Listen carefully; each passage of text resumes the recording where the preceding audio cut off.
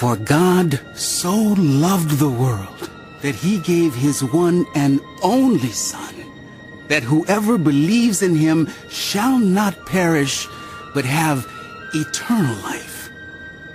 For God did not send his Son into the world to condemn the world, but to save the world through him. Whoever believes in him is not condemned, but whoever does not believe stands condemned already, because they have not believed in the name of God's one and only Son. This is the verdict. Light has come into the world, but people loved darkness instead of light because their deeds were evil.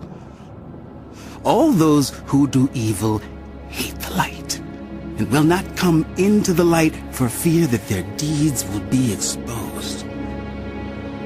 But those who live by the truth come into the light, so that it may be seen plainly that what they have done has been done in the sight of God.